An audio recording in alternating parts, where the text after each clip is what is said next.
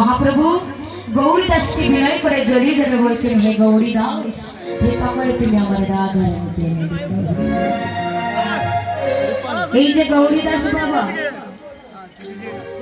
এই যে গৌরী দাস, তিনি ত্রেতা যুগে ছিলেন যে তরণীশ্বর। কথাগুলো লক্ষ্য করে যাবে।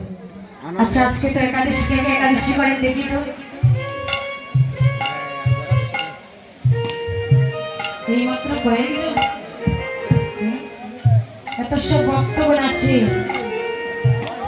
হরি বল, কে কে করেন দেখি তো। তুমি বাবু দিলেন সবাই, আপনি করেন।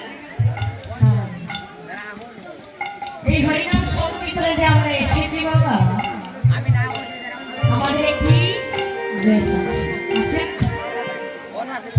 হরিনাম সংকীর্তনে আসতে হলে কি করতে হয়? ধুতি পরে আসতে হয়, মায়েরা ললাটে তিলক দিয়ে আসতে হয়। আমরা যে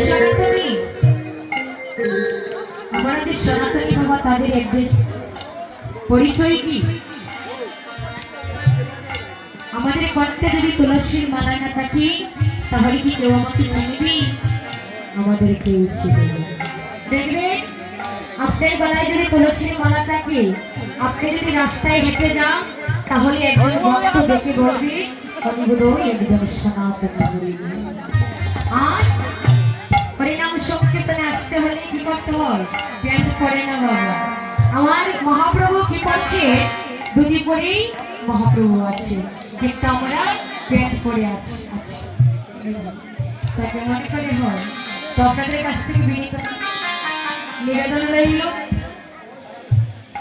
আপনারা যদি হরিনাম সংকীর্তনে যে কোনো স্থানে যান, তাহলে প্যান্ট না পরে ধুতি পরে যাবে, মায়েরা ললাটে তিলক করে যাবে ভাই।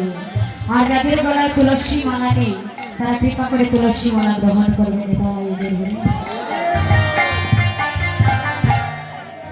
এই যে তরণীশ্বর, তরণীশ্বর হচ্ছে বিভীষণের পুত্র। বিভীষণের পুত্র হচ্ছে তরণীশ্বর। একদিন রাবণ রাজা সমস্ত স্বর্ণকে হারিয়ে আজ তিনি রাজ সিংহাসনে বসে হা কৃষ্ণ কৃষ্ণ বলে কাঁদছে। ঠিক সেই সময় 5 বছরের তরণীশ্বর এসে বলছে, অজেটু তুমি এমন ভাবে কান্না করছো কেন গো?